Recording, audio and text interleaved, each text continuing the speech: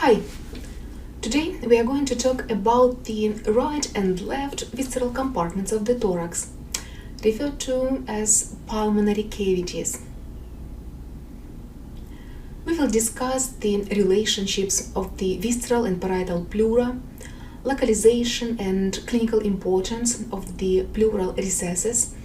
We'll talk about the mechanisms of development and different types of the pneumothorax, and we'll discuss other pathological fluids that may accumulate in the pleural cavities. You'll see how to remove the air and this fluid from the pleural cavity and learn what nerves are involved in the pain sensation of the pleura. So let's begin. As you may remember, each pulmonary cavity is lined by a serous membrane covered by a single layer of mesothelial cells. We call this membrane pleura. At the root of the lung, pleura reflects from the inner thoracic wall to the surface of the lung and covers them. So we have two layers of pleura lining each pleural cavity: the parietal on the thoracic wall and the visceral on the surface of the lung. The tiny space between these two layers is the pleural cavity, which is normally filled with a fine layer of serous fluid that moisturizes the inner surfaces and smoothens the respiratory movements. You may remember the example with a balloon we used to visualize the relationships of the pleura and lungs. If you push your fist into an underinflated balloon, your wrist would represent the root of the lung, and your fist would be a lung itself. The inner part of the balloon, adjacent to your fist, is comparable to the visceral pleura now, and the remaining outer wall of the balloon represents the parietal pleura. The cavity between these two layers of the balloon represents the pleural cavity. At your wrist, the inner and outer walls of the balloon are continuous with each other, as well as the visceral and parietal layers of pleura, forming the pleural sac. The parietal pleura adheres to the thoracic wall, to the mediastinum and to the diaphragm, and is anatomically subdivided into three parts: the costal part, mediastinal, and diaphragmatic, respectively. The endothoracic fascia separates the parietal pleura from the innermost intercostal muscles.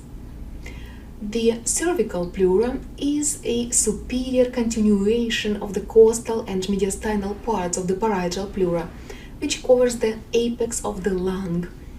The cervical pleura forms a cup-like dome, pleural cupula, over the apex of the lung that reaches its summit 2-3 centimeters superior to the level of the medial third of the clavicle. The cervical pleura is reinforced by fibrous extensions of the endothoracic fascia, called Simpson fascia. The membrane attaches to the internal border of the first rib and transverse processes of C7 vertebra. Lungs and pleural sacs may be injured in wounds to the base of the neck, resulting in a pneumothorax, the presence of air in the pleural cavity. The cervical pleura reaches a relatively high level in infants and young children because of the shortness of their necks. Consequently, the cervical pleura is especially vulnerable to injury during infancy and early childhood. The relatively abrupt lines along which the parietal pleura changes direction as it passes, reflects from one wall of the pleural cavity to another, are the lines of pleural reflection. 3 lines of pleural reflection outline the extent of the pulmonary cavities on each side. Starting superiorly from the cupulae, the right and left lines of sternal reflection run inframedially, passing posterior to the sternoclavicular joints, to meet at the anterior median line, posterior to the sternum, at the level of its sternal angle. Between the levels of the fourth and second costal cartilages, the right and left lines descend in contact to each other. The pleural sacs may even slightly overlap each other. Then, on the right side, the sternal line of reflection continues to pass inferiorly till the xiphoid process, that is the level of the sixth costal cartilage, while on the left side, the sternal line of reflection descends only to the level of the fourth costal cartilage. Here it turns to the left and then continues inferiorly to the sixth costal cartilage, creating a shallow notch that mirrors the cardiac notch of the lung. This shallow notch in the pleural sac allows direct contact between the pericardium and the anterior thoracic wall, so-called bare area of pericardium.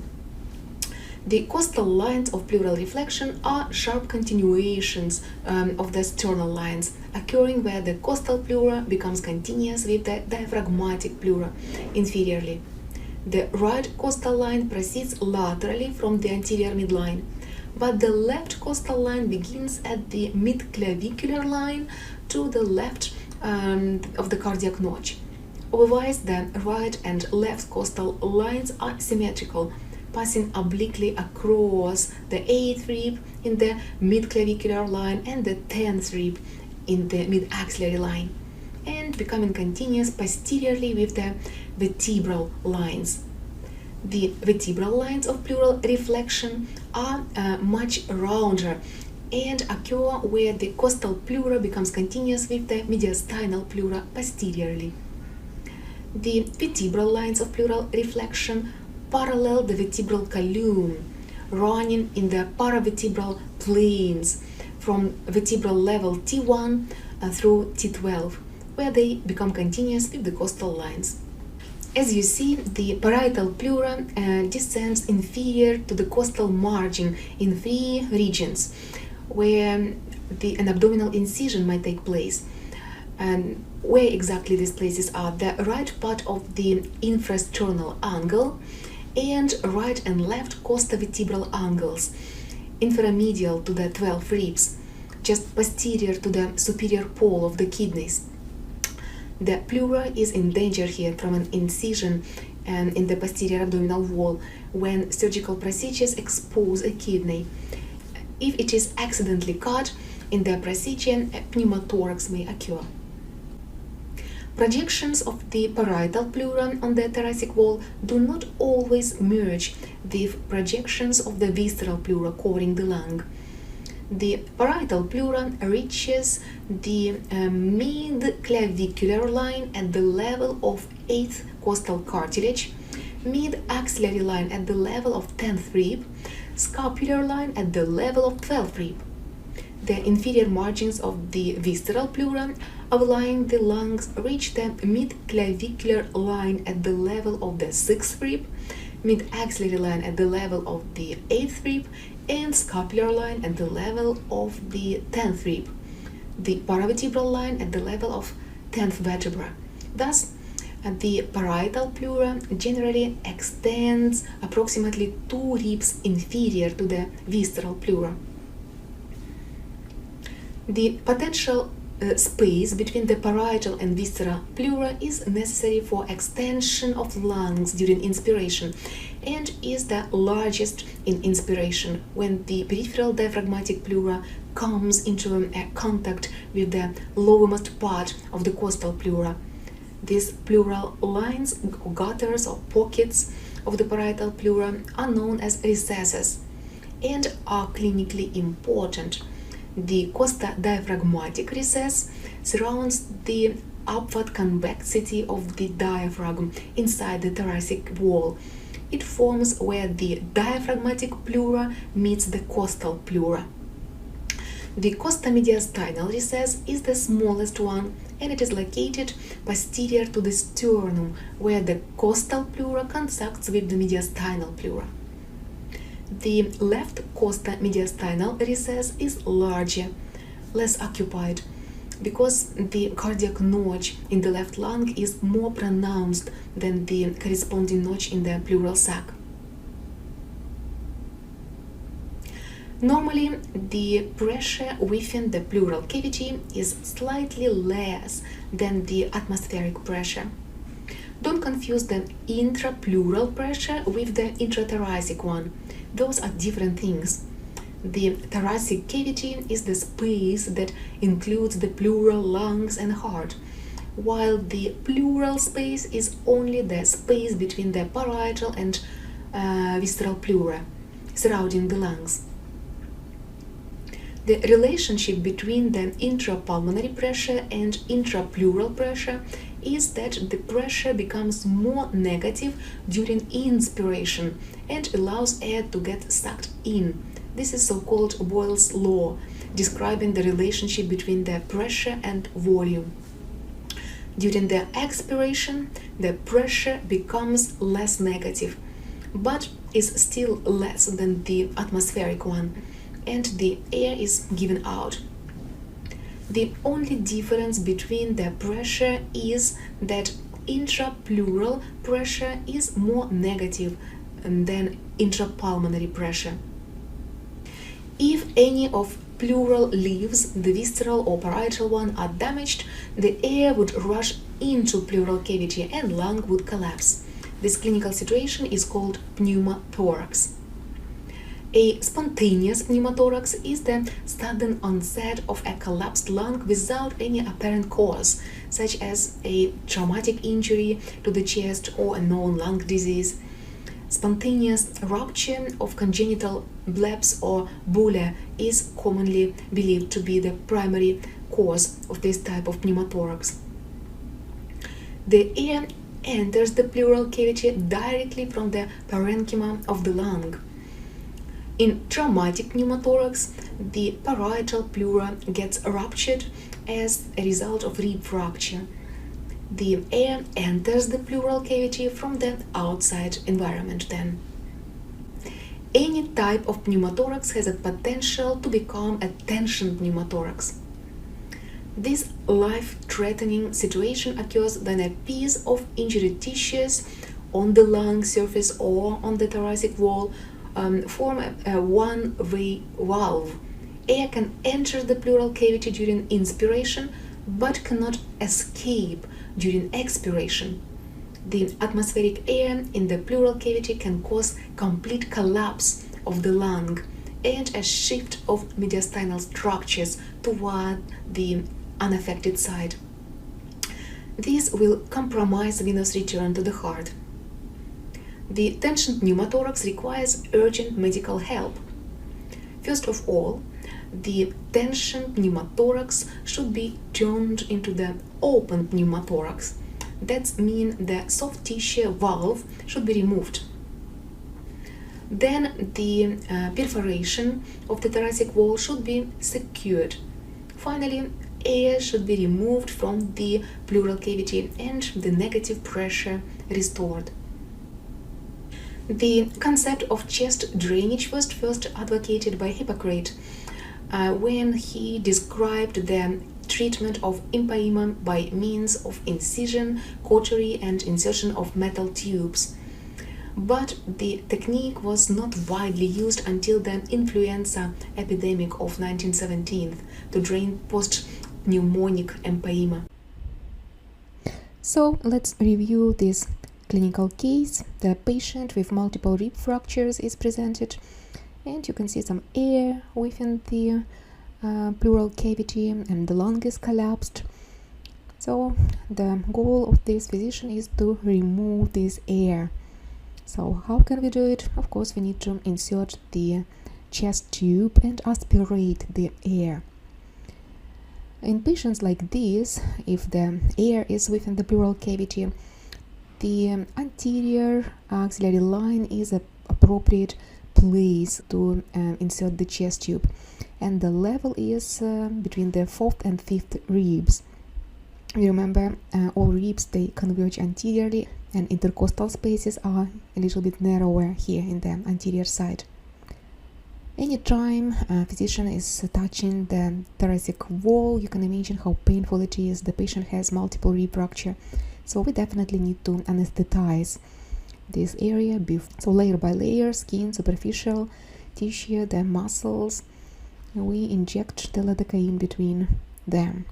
Now the skin cut is done parallel to the rib, the wound is dilated by the hemostat. Pay attention how physician is using his finger to control how deep he pushes the hemostat.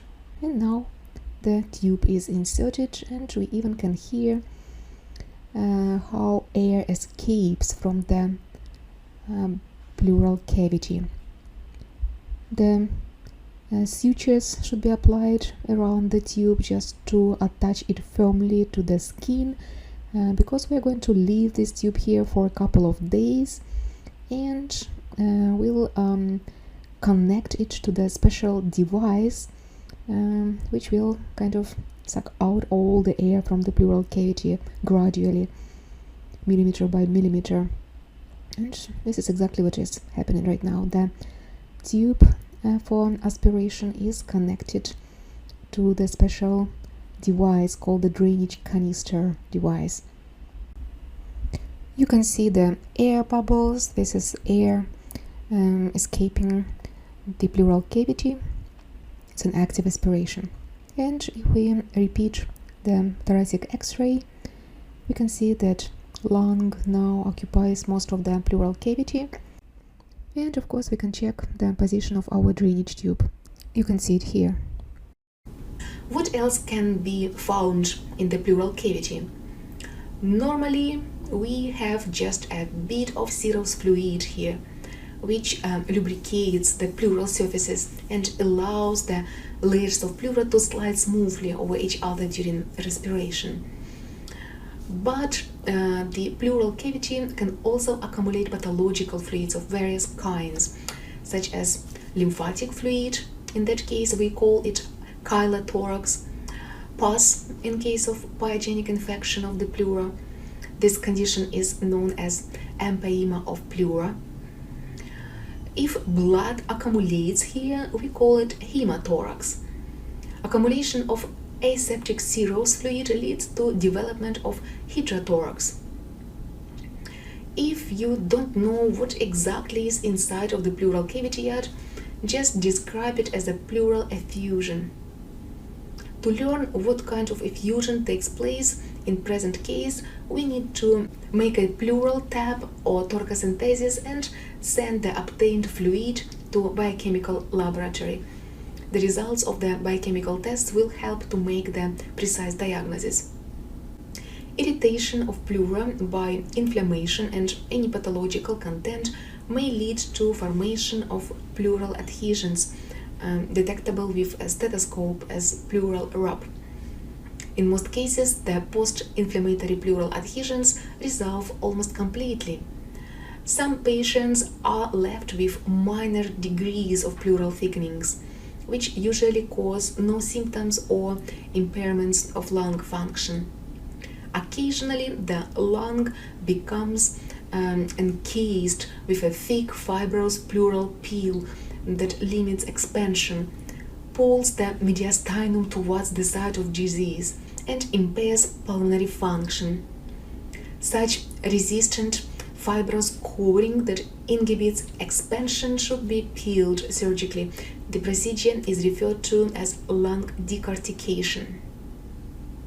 The parietal pleura receives somatic afferent innervation from two different sources: the intercostal nerves T1, T11 and the phrenic nerve C3, C5.